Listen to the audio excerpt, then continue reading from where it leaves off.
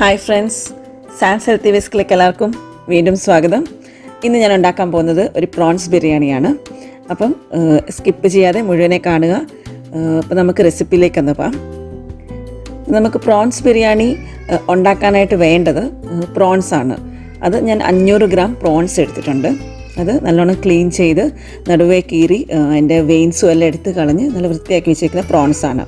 ഇതിനെ നമുക്കൊന്ന് മാരിനേറ്റ് ചെയ്യണം. അപ്പോൾ മാരിനേറ്റ് ചെയ്യാൻ വേണ്ടത് മഞ്ഞൾപ്പൊടി ഇച്ചിരി അധികം ഇട്ട് കൊടുത്താൽ നല്ലതാണ്. പ്രോൺസിനൊക്കെ ഇച്ചിരി ഉള്ള വിഷാംശം എന്തെങ്കിലുമൊക്കെ ഉണ്ടെങ്കിൽ അങ്ങ് പോവും മഞ്ഞൾപ്പൊടിയൊക്കെ ഇട്ട് കഴിഞ്ഞാൽ. അപ്പോൾ ഇച്ചിരി മഞ്ഞൾപ്പൊടി അധികം ഇട്ടിട്ടുണ്ട് ഞാൻ. പിന്നെ മുളക് പൊടി ഇട്ടിട്ടുണ്ട്. ഞാൻ കാശ്മീരി ചില്ലി പൗഡറാണ് ഇട്ടത്. കളറൊക്കെ ഇച്ചിരി ഉള്ളതുകൊണ്ട് കുറച്ച് ഇട്ടിട്ടുള്ളൂ. പിന്നെ കുരുമുളക് പൊടി അത് ആവശ്യത്തിന് ഇട്ട് കൊടുക്കാം. ഓരോരുത്തരുടെ ഏരിയയുടെ അനുസരിച്ച് നമുക്ക് ഇട്ട് കൊടുക്കാവുന്നതേ ഉള്ളൂ. പിന്നെ ഇതിനകത്ത് ഉപ്പും കൂടി ചേർത്തിട്ട് ഞാനൊന്ന് മാരിനേറ്റ് ചെയ്യാൻ വെക്കുവാണ് 1 മണിക്കൂറത്തേക്ക്. ഇതിനകത്തോട്ട് വേണമെങ്കിൽ ഇഞ്ചി വെളുത്തുള്ളി പേസ്റ്റും ജിഞ്ചർ ഗാർലിക് പേസ്റ്റ് അതൊക്കെ ആഡ് ചെയ്യേണ്ടവർക്കൊക്കെ ആഡ് ചെയ്യാവുന്നതേ ഉള്ളൂ. ഞാനതൊന്നും ആഡ് ചെയ്തിട്ടില്ല. ജസ്റ്റ് ഇങ്ങനെ മാത്രം ഒന്ന് ചേർത്ത് മാരിനേറ്റ് ചെയ്യാൻ വെക്കുവാണ് 1 മണിക്കൂറത്തേക്ക്. അപ്പോൾ 1 മണിക്കൂറെല്ലാം കഴിയുമ്പോഴത്തേക്കും നമുക്ക് ഇപ്പോൾ ഇതൊക്കെ ഗ്രേവിയൊക്കെ ഉണ്ടാക്കാൻ സ്റ്റാർട്ട് ചെയ്യാം. അപ്പോൾ ഗ്രേവിക്കായിട്ട് ഞാൻ എടുത്തിരിക്കുന്ന ഒരു പാൻ എടുത്ത് ചൂടാകുമ്പം കുറച്ച് എണ്ണ ഒഴിച്ച്, ഞാൻ സൺഫ്ലവർ ഓയിലാണ് എടുത്തിരിക്കുന്നത്. എണ്ണ എടുത്ത് അതിനകത്തോട്ട് ഞാൻ 2 ഗ്രാമ്പും നമ്മുടെ ഇതുണ്ടല്ലോ ജാതിപത്രി അതിൻ്റെയും കുറച്ച് അതും ഒരു ചെറുതൊരെണ്ണം ഇട്ട് അതിനകത്തോട്ട് സവാളയും കൂടി ഇട്ട് കൊടുക്കുകയാണ്.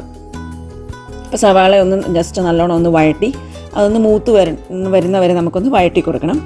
അപ്പോൾ ഒന്ന് ഏകദേശം ഒന്ന് പിങ്ക് കളറിലൊക്കെ ഷെയ്ഡിൽ വന്നിട്ടുണ്ട്. അപ്പോൾ ഈ സമയത്ത് നമുക്ക് ഇഞ്ചി വെളുത്തുള്ളി പേസ്റ്റ് ഞാൻ ചതച്ച് വെച്ചിട്ടുണ്ടായിരുന്നു. അരയ്ക്കുമല്ല, ചതച്ചതേ ഉള്ളതിന്. അതും കൂടി ഇതിൻ്റെ കൂട്ടത്തിൽ ഞാനൊന്ന് ഇട്ട് കൊടുക്കുക. ഇഞ്ചി വെളുത്തുള്ളി പേസ്റ്റ് മാത്രമല്ല, ഇഞ്ചി വെളുത്തുള്ളി പച്ചമുളകും കൂടെ ഉണ്ട്. ഈ 3 എണ്ണം കൂടി നല്ലോണം ചതച്ചതായിരുന്നു. അതും കൂടെ ആയിരുന്നു ഇട്ട് കൊടുത്തത്. എന്നിട്ട് ഇത് നല്ലോണം ഒന്ന് ഇളക്കി ഒന്നുകൂടെ ഒന്ന് വഴട്ടാൻ വെക്കണം.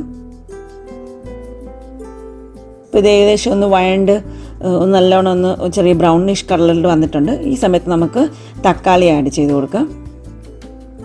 അപ്പോൾ ഞാൻ 2 തക്കാളിയാണ് എടുത്തത്. അപ്പോൾ അത് നല്ലോണം ചെറുതായിട്ട് മുറിച്ച് ചെറുതായിട്ട് അരിഞ്ഞ് സ്ക്വയറിൽ അരിഞ്ഞ് അതും കൂടി ചേർത്തിനകത്ത് കൊടുക്കുക. അത് നല്ലോണം ഒന്ന് ഇളക്കി അത് നല്ലോണം ഒന്ന് വഴണ്ട് വരണം. ഒത്തിരി ഒന്ന് വഴണ്ടണ്ട, ചെറിയ ജസ്റ്റ് ഒന്ന് വഴളുമ്പോഴത്തേനും നമുക്ക് മസാലയും കൂടി ആഡ് ചെയ്ത് കൊടുക്കണം. കണ്ടില്ല, ഒത്തിരി ഒന്നും വഴണ്ടിട്ടില്ല, എന്നാൽ അവർ ചെറുതായിട്ടൊന്ന് വഴണ്ടിട്ടുമുണ്ട്. ഈ സമയത്ത് നമുക്ക് മസാല ആഡ് ചെയ്ത് കൊടുക്കാം. മസാലയ്ക്കായിട്ട് ഞാൻ എടുത്തിരിക്കുന്നത് മല്ലിപ്പൊടിയാണ്. മല്ലിപ്പൊടി ഒരു 1.5 ടേബിൾ സ്പൂൺ എടുത്തിട്ടുണ്ട്. പിന്നെ മുളക് പൊടി ഞാനൊരു 1/2 ടേബിൾ സ്പൂൺ ഇടുന്നുള്ളൂ. കാരണം എൻ്റെ മുളക് പൊടിക്ക് ഞാൻ പറഞ്ഞ പോലെ കാശ്മീരി ചില്ലി പൗഡറാണ്, നല്ല കളറുള്ളതാണ്. അതുകൊണ്ട് ഞാൻ കുറച്ചേ ഇടുന്നുള്ളൂ. എരിക്കായിട്ട് നമ്മൾ ഓൾറെഡി പച്ചമുളക് ഇട്ടിട്ടുണ്ട്. അപ്പം അതുകൊണ്ട് ഞാൻ കുറച്ച് മുളക് പൊടി ഇടുന്നുള്ളൂ. കുറച്ച് മഞ്ഞൾപ്പൊടിയും കൂടെ ഇട്ട് കൊടുക്കുന്നുണ്ട്. അപ്പോൾ ഈ നല്ലോണം ഇതെല്ലാം കൂടെ ഒന്ന് സോട്ട് ചെയ്ത് നല്ലോണം ഇളക്കി നമുക്കൊന്ന് യോജിപ്പിച്ച് കൊടുക്കാം. അപ്പോൾ ഇതെല്ലാം ഒന്ന് യോജിച്ച് ഒന്ന് സെറ്റായി വന്നിട്ടുണ്ട്. ഈ സമയത്ത് നമ്മൾ ആ മാരിനേറ്റ് ചെയ്ത് വെച്ചിരുന്ന പ്രോൺസ് അത് നമുക്ക് ഇതിനകത്തോട്ടൊന്ന് ആഡ് ചെയ്ത് കൊടുക്കാം. അപ്പോൾ ഇതും കൂടെ ഒന്ന് ആഡ് ചെയ്ത് നല്ലോണം എല്ലാം ഒന്ന് ഇളക്കി യോജിപ്പിച്ച് നമുക്കൊന്ന് വെക്കാം.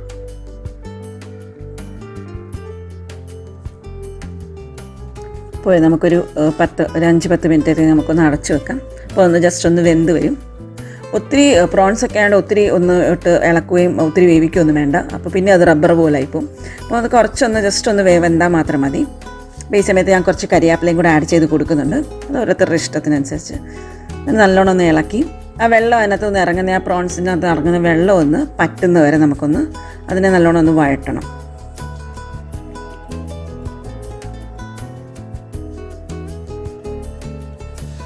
അപ്പം ഞാൻ ഇടയ്ക്കൊക്കെ അടച്ചു കൊടുക്കുന്നുണ്ട്.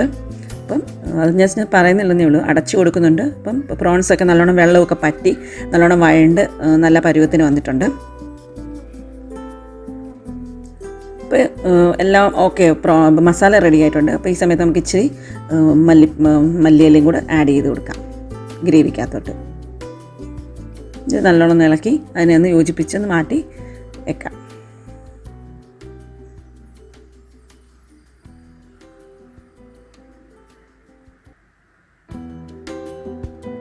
അപ്പോൾ നമ്മുടെ മസാല റെഡി ആയിട്ടുണ്ട്. അപ്പം ഞാൻ ഇതിനകത്ത് കുറച്ച് ഉപ്പ് ചേർത്ത് കൊടുക്കുന്നുണ്ട്. ഇച്ചിരി ഉപ്പ് നോക്കിയപ്പോൾ ഇച്ചിരി കുറവായിരുന്നു, അപ്പോൾ ഇച്ചിരി ഉപ്പും കൂടി ചേർത്ത് കൊടുക്കുന്നുണ്ട്. അപ്പം മസാല എല്ലാം റെഡിയാണ്. ഇനി നമുക്ക് ചോറ് റൈസ് കുക്ക് ചെയ്യാം. അപ്പോൾ ബിരിയാണിക്കായിട്ടുള്ള റൈസ് ഞാൻ എടുത്തിരിക്കുന്നത് ജീരകശാല അരിയാണ് എടുത്തത്. 3 കപ്പ് അരിയാണ് ഞാൻ എടുത്തത്. അപ്പോൾ അതിനകത്തോട്ട് ഒരു കടായി എടുത്ത് അതിനകത്തോട്ട് ഞാൻ നെയ്യാണ് ഒഴിക്കുന്നത്. നമുക്ക് നെയ്ച്ചോറാണ് ഞാനിപ്പോൾ ഉണ്ടാക്കിയെടുക്കുന്നത്. അപ്പം നെയ്യ് എടുത്തു. നെയ്യ് ഒഴിച്ചതിനകത്തോട്ട് ഞാൻ ഇപ്പോൾ കുറച്ച് ഗരം മസാല നമ്മൾ ഇട്ട് കൊടുക്കുകയാണ്. ഞാൻ അതിനകത്ത് പട്ടയും പറഞ്ഞ പോലെ ജാതിപത്രിയും ഏലക്കായും 3 ഏലക്കായും ഗ്രാമ്പൂ ഇതെല്ലാം കൂടെ ഇട്ട് ഒന്ന് ജസ്റ്റ് ഒന്ന് മൂത്ത് വരുമ്പോഴത്തേന് നമുക്ക് അതിനകത്തോട്ട് അരി ഇട്ട് കൊടുക്കണം.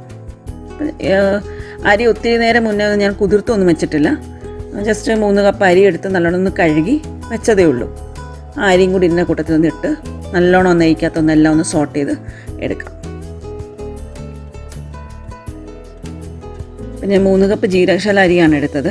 നല്ലോണം നെയ്ക്കകത്തൊന്ന് ഫ്രൈ ചെയ്തെടുത്തതിന് ശേഷം വെള്ളം എന്നിട്ടാണ് ഒഴിക്കുന്നത്. അപ്പം 3 കപ്പ് ജീരകശാല 1 കപ്പ് ജീരകശാല അരിക്ക് ഞാൻ എടുത്തിരിക്കുന്നത് 1.5 കപ്പ് വെള്ളം മാത്രമാണ്. 1.5 കപ്പ് വെള്ളം 1 കപ്പ് തൊട്ട് 1.5 കപ്പ് വെള്ളം വരെ എടുത്താൽ മതി.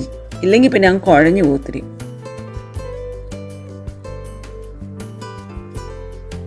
അപ്പോൾ നല്ലോണം ഒന്ന് ഫ്രൈ ആയി വന്നിട്ടുണ്ട്. എന്നിട്ട് ഞാനിപ്പോൾ വെള്ളം ഒഴിച്ചു കൊടുക്കുകയാണ്. അതും ചൂടുവെള്ളമാണ് ഒഴിച്ചു കൊടുത്തത്, പച്ചവെള്ളമൊന്നുമല്ല, ചൂടുവെള്ളമാണ് ഞാൻ അതിനകത്തോട്ട് ഒഴിച്ചു കൊടുത്തത്.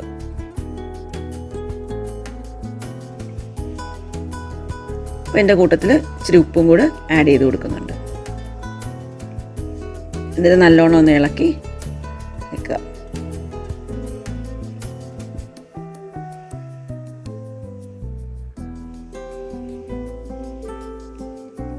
അപ്പോൾ റൈസൊക്കെ കുക്കായി കറക്റ്റ് പരുവത്തിന് വന്നിട്ടുണ്ട്. കണ്ടില്ലേ റൈസ്? ഈ സമയത്ത് ഞാൻ കുറച്ച് റൈസ് എടുത്ത് മാറ്റുവാണ് ഒരു പ്ലേറ്റിലോട്ട്. നമുക്ക് ദം ഇടാൻ വേണ്ടി. അപ്പോൾ ഈ പാത്രത്തിൽ തന്നെയാണ് ഞാൻ ദം ഇടുന്നത്. അപ്പോൾ അതിനകത്ത് കുറച്ച് ചോറ് ഞാൻ എടുത്ത് മാറ്റുവാണ് വേറെ ഒരു പ്ലേറ്റിലോട്ട്. നമുക്ക് ദം ഇടാം. ദം ഇടുന്നതായിട്ട് റൈസ് ഓൾറെഡി കുറച്ചുണ്ടല്ലോ. അതിനകത്തോട്ട് ഞാൻ കുറച്ച് ബിരിയാണി മസാലയാണ് ആഡ് ചെയ്ത് കൊടുക്കുന്നത്. ബിരിയാണി മസാല അല്ലെങ്കിൽ നമുക്ക് കുറച്ച് ഗരം മസാല ഉണ്ടെങ്കിലും അതായാലും കുറച്ച് ആഡ് ചെയ്ത് കൊടുത്താൽ മതി. അതിൻ്റെ മേളിൽ ഞാൻ കുറച്ച് മഞ്ഞളയും ആസ് യൂഷ്വൽ നമ്മൾ ബിരിയാണിക്ക് ഉണ്ടാക്കുന്ന പോലെ തന്നെ കുറച്ച് പ്രോൺസിൻ്റെ നമ്മുടെ ഉണ്ടാക്കി വെച്ച ഗ്രേവി അതും കൂടെ ആഡ് ചെയ്ത് കൊടുക്കുക. ഞാൻ ഇതിനേക്ക് വേണ്ടി വേറെ ഒന്നും ഫ്രൈ ചെയ്ത് നമ്മുടെ സവാളയൊന്നും ഫ്രൈ ചെയ്തിട്ടില്ല. സിമ്പിളായിട്ട് ഞാൻ ഉണ്ടാക്കിയതേ ഉള്ളൂ പ്രോൺസ്. പക്ഷേ ഇത് എല്ലാം ദമ്മായി വരുമ്പോൾ വരുന്ന മണവും ആ ഒരു ടേസ്റ്റും ഒക്കെ സൂപ്പറായിരുന്നു.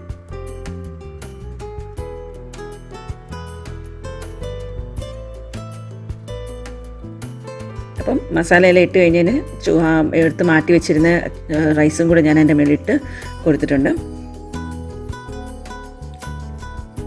എന്നിട്ട് കുറച്ച് ബിരിയാണി മസാലയും കുറച്ച് നെയ്യും കൂടെ ആഡ് ചെയ്ത് കൊടുക്കുന്നുണ്ട് സൈഡിലൊക്കെ. എന്നിട്ട് ബാക്കി മല്ലിയിലയും കുറച്ച് പുതിനയുടെ ഇലയും കൂടെ അതിനകത്ത് കൂട്ടത്തിൽ ആഡ് ചെയ്ത് കൊടുക്കുന്നുണ്ട്. ഈ ഫൈനൽ സ്റ്റേജിലാണ് ഞാൻ പുതിന ഇല ആഡ് ചെയ്തത്, വേറെ എവിടെ ആഡ് ചെയ്തിട്ടില്ല.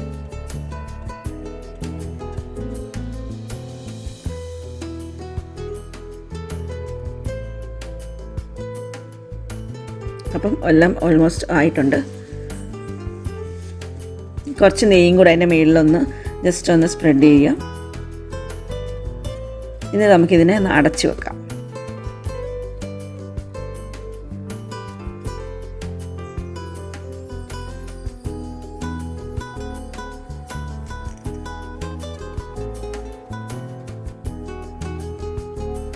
നല്ലോണം ടൈറ്റായിട്ട് ആവി ഭാഗമൊക്കെ അടച്ചു വെച്ച്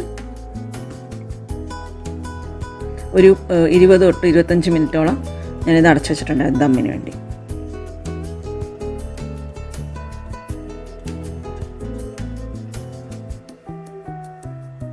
അപ്പോൾ ഒരു 25 മിനിറ്റ്സ് കഴിഞ്ഞപ്പം നമ്മൾ ദമ്മെല്ലാം ചെയ്ത ബിരിയാണിയെല്ലാം സൂപ്പറായി വന്നിട്ടുണ്ട്. അത് തുറന്നപ്പോൾ തന്നെ നല്ല മണം പ്രോൺസിൻ്റെ ഒക്കെ വരുന്നുണ്ട്. കണ്ടില്ലേ, അരിയൊട്ടൊരു ഒത്തിരി വെന്ത് പോയിട്ടുമില്ല. ബിരിയാണിയെല്ലാം നല്ല കിടുക്കാച്ചി നല്ല കറക്റ്റ് പരുവത്തിന് നല്ല സൂപ്പർ ബിരിയാണിയാണ്. അപ്പോൾ എല്ലാവരും ഇത് ട്രൈ ചെയ്ത് നോക്കുക. എല്ലാവർക്കും ഈ റെസിപ്പി ഇഷ്ടപ്പെട്ട ലൈക്ക് ചെയ്യുക, ഷെയർ ചെയ്യുക, സബ്സ്ക്രൈബ് ചെയ്യുക. ആദ്യമായിട്ട് കാണുന്നവരാണെങ്കിൽ സബ്സ്ക്രൈബ് ചെയ്യാൻ മറക്കല്ലേ. അപ്പം ഞാൻ ഈ പ്രോൺസിൻ്റെ ബിരിയാണി നല്ലോണം ഒന്ന് ഇളക്കി സൈഡിൽ നിന്ന് മാത്രം കുറച്ച് ഇളക്കിയിട്ട് ഇതിനെ നമുക്കൊന്ന് പ്ലേറ്റിലോട്ട് ഒന്ന് എടുക്കാം.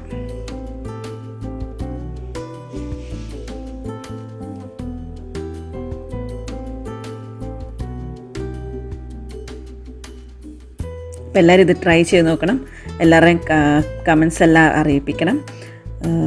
അപ്പം ഇതുപോലെ നല്ല സൂപ്പർ ടേസ്റ്റി റെസിപ്പീസായിട്ട് വരുന്നവരെ, അടുത്ത നല്ല വീഡിയോ ആയിട്ട് വരുന്നവരെ എല്ലാവർക്കും ഒരിക്കൽ കൂടി നന്ദി. Stay safe and stay happy. By.